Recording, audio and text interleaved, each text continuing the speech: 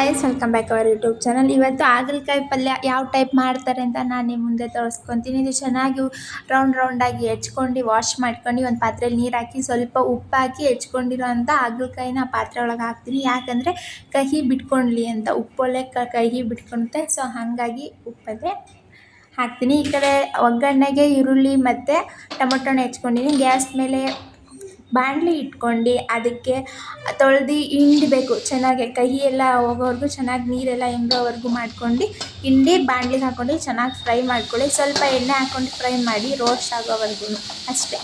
ಸ್ವಲ್ಪ medium roast ಬರೋವರೆಗೂ ಚೆನ್ನಾಗಿ ಫ್ರೈ ಮಾಡ್ಕೊಳ್ಳಿ. ಇನ್ನೂ ಯಾರು ಚಾನಲ್ನ ಸಬ್ಸ್ಕ್ರೈಬ್ ಮಾಡ್ಕೊಂಡಿಲ್ಲ ದಯವಿಟ್ಟು ಚಾನಲ್ನ ಸಬ್ಸ್ಕ್ರೈಬ್ ಮಾಡ್ಕೊಂಡು ಇದೇ ಥರ ಸಪೋರ್ಟ್ ಮಾಡ್ತಾಯಿರಿ. ಈ ಥರ ಫೈನಲಾಗಿ ಉಟ್ಕೊಂಡು ಒಂದು ಪಾತ್ರೆಯಲ್ಲಿ ತಕ್ಕೊಂಡೆ ನಾನು. ಇವಾಗ ನೆಕ್ಸ್ಟು ಒಂದು ಕಡಾಯಿ ಇಟ್ಕೊಂಡಿದ್ದೀನಿ.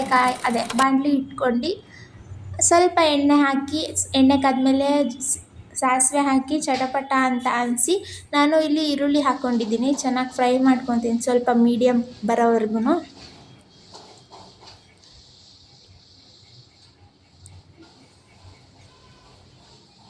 ಚೆನ್ನಾಗಿ ಫ್ರೈ ಮಾಡ್ಕೊಳ್ಳಿ. ಆಮೇಲೆ ನಾನು ಟೊಮೊಟೊ ಹಣ್ಣು ಕೂಡ ಹಾಕ್ಕೊಂತಿದ್ದೀನಿ. ಇದಕ್ಕೆ ಕರಿಬೇವು ಬೇಕಂದರೆ ಆ್ಯಡ್ ಮಾಡ್ಕೊಳ್ಳಿ. ಹಸಿಮೆಣ್ಸಿಕಾಯಿ ಹಾಕಲ್ಲ, ಖಾರ ಪುಡಿ ಹಾಕ್ತೀನಿ ನಾನು. ಇದನ್ನು ಸ್ವಲ್ಪ ರೋಸ್ಟ್ ಆಗೋವರೆಗೂ ಚೆನ್ನಾಗಿ ಫ್ರೈ ಮಾಡ್ಕೊಳ್ಳಿ.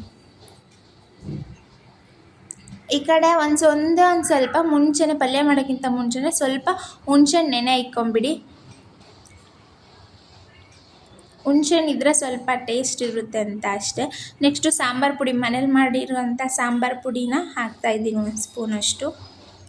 ನೆಕ್ಸ್ಟ್ ಮಾರುತಿ ಖಾರ ಪುಡಿನ ನಾವು ಯಾವಾಗಲೂ ಎಲ್ಲದರಲ್ಲೂ ಯೂಸ್ ಮಾಡೋದು. ಸೊ ಇದನ್ನೇ ಸ್ವಲ್ಪ ಖಾರಕ್ಕೆ ತಕ್ಕಷ್ಟು ಹಾಕ್ಕೊಳ್ಳಿ. ಸ್ವಲ್ಪ ಖಾರ ಜಾಸ್ತಿ ಆಯಿತು,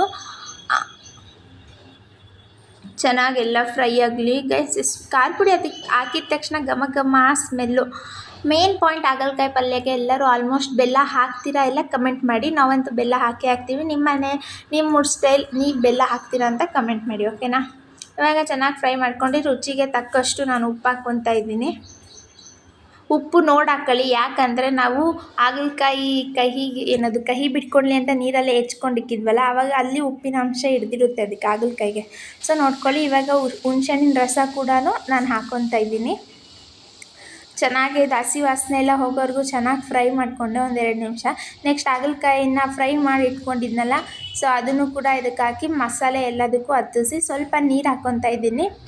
ಈ ಗ್ಲಾಸಲ್ಲಿ ಒಂದು ಸ್ವಲ್ಪ, ಅಂದರೆ ಅರ್ಧಕ್ಕಿಂತ ಇನ್ನೂ ಸ್ವಲ್ಪ ಕಡಿಮೆ ನೀರು ಹಾಕ್ಕೊಂಡು ಚೆನ್ನಾಗಿ ಫ್ರೈ ಮಾಡ್ಕೊತಿದ್ದೀನಿ. ನೀವು ನೋಡಿ, ನಾನು ಬೆಲ್ಲ ಮತ್ತೆ ಇನ್ನೊಂದು ಸಲ ಹಾಕಿದೆ. ನೀವು ಇನ್ನೊಂದು ಸಲ ಬೆಲ್ಲ ಬೇಕಂದರೆ ಹಾಕ್ಕೊಳ್ಳಿ. ಬೆಲ್ಲ ಏನಕ್ಕೆ ಹಾಕ್ತೀವಿ ಅಂದರೆ ಕಹಿ ಮುರಿಲಿ ಅಂತ ಅಷ್ಟೇ. ಎಲ್ಲ ಮನೆಯಲ್ಲೂ ಹಾಗಲಕಾಯಿ ಇಷ್ಟಪಡಲ್ಲ, ಆದರೂ ನಮ್ಮ ಮನೇಲಿ ಇಷ್ಟಪಡ್ತೀವಿ, ನಾವೆಲ್ಲರೂ ತಿಂತೀವಿ.